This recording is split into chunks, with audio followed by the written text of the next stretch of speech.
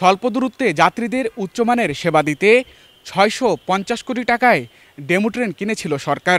২০১৩ সালে চীন থেকে আনা ট্রেনগুলো ৩৫ বছর সচল থাকবে এমন নিশ্চয়তা দিয়েছিল। তবে ৩৫ বছর না পেরোতেই ২ বছরের মাথায় মুখ থুবড়ে পড়ে ডেমু ট্রেন। চলুন বর্তমান কী অবস্থা ডেমু ট্রেনগুলোর সেটি জানার চেষ্টা করি।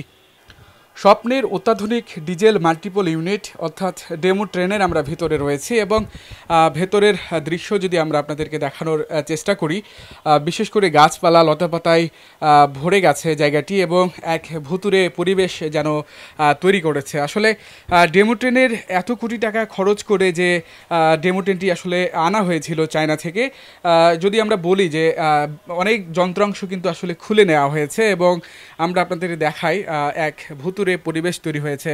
এই সারি সারি যে লোকোশেডে দাঁড়িয়ে থাকা ট্রেন, সেই ট্রেন কিন্তু একেবারেই অকেজো। আমরা আরেকটি ট্রেন আপনাদেরকে দেখাই।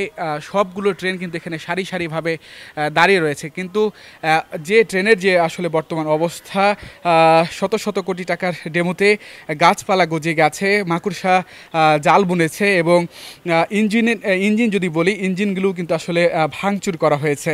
আমরা দেখছি যে প্রত্যেকটা ট্রেনের যে স্টিল রয়েছে সেগুলোতে কিন্তু মরিচা ধরে গেছে। জানা গেছে ডেমু ক্রয়ে ২০১০ সালে রাজস্ব খাত থেকে প্রকল্পটি বাস্তবায়নের প্রস্তাব দিয়ে তা অনুমোদনের জন্য পরিকল্পনা কমিশনে পাঠানো হয়। পরিকল্পনা কমিশন প্রকল্পটি নাকচ করে দেয়। প্রস্তাবটিতে ডেমু ট্রেনের কোনো কামরায় এসি ছিল না, জানালা টয়লেটও নেই, এতে বায়ু সঞ্চালনের কোনো ব্যবস্থাও ছিল না। মূলত ট্রেনটি শীতপ্রধান দেশের জন্য তৈরি হয়েছিল। ট্রেনটি বাংলাদেশের উপযোগী নয় বলে সংশ্লিষ্টরা প্রকল্পটির বিরোধিতা করেন, কিন্তু পরে ২০১০ সালের জুনে তৎকালীন যোগাযোগ মন্ত্রী ওই সময়ের পরিকল্পনা মন্ত্রীর সঙ্গে যোগাযোগ এবং লিখিত চিঠি দিয়ে প্রকল্পটির অনুমোদন নেন। ডেমু প্রকল্পের দরপত্রে অংশ নেওয়া ৩টি প্রতিষ্ঠানের মধ্যে চীনের ২টি এবং ইন্দোনেশিয়ার ১টি ছিল। এর মধ্যে ২টি প্রতিষ্ঠানের দরপত্র মূল্যায়নে অযোগ্য ঘোষণা করা হয়। দ্বিতীয় সর্বনিম্ন দরদাতাকে কাজ দেওয়া হয়। এক কর্মকর্তা জানান, রীতি অনুসারে ২টি প্রতিষ্ঠান অযোগ্য হওয়ায় পুনরায় দরপত্র আহ্বান করা হয়, কিন্তু তাড়াহুড়ো করে দ্বিতীয় সর্বনিম্ন দরদাতা কোম্পানিটিকে কাজে দেওয়া হয়। দর্শক, আমরা একটি সূত্র থেকে জানতে পেরেছি এই ডেমো ট্রেন কিনতে ৫০ লাখ টাকা ব্যয় করে ৮ কর্মকর্তাকে চীনে পাঠানো হয়েছিল। তাদের দায়িত্ব ছিল ডেমোর কার্যকারিতা ও অন্যান্য বিষয় দেখে আসা। তবে অভিযোগ রয়েছে এরা প্রায় ১.৫ মাস চীনে অবস্থান করে ফেরার সময় ব্যাগ ভর্তি শপিং করে এসেছিলেন। আমরা যদি সর্বশেষ আপনাদেরকে জানাই, আসলে এই ট্রেনগুলো সচল করা আর কখনো হয়তো সম্ভব নয়, কারণ ট্রেনের যে বর্তমান অবস্থা খুবই শোচনীয় এবং এই ট্রেন সচল করতে হলে নতুন করে পুনরায় বগি তৈরি করতে হবে, নতুন করে পুনরায় সফটওয়্যার তৈরি করতে হবে, নতুন করে পুনরায় ইঞ্জিন তৈরি করতে হবে। অর্থাৎ এই ট্রেনকে সচল করার মতো আর কোনো অবস্থা আসলে নেই।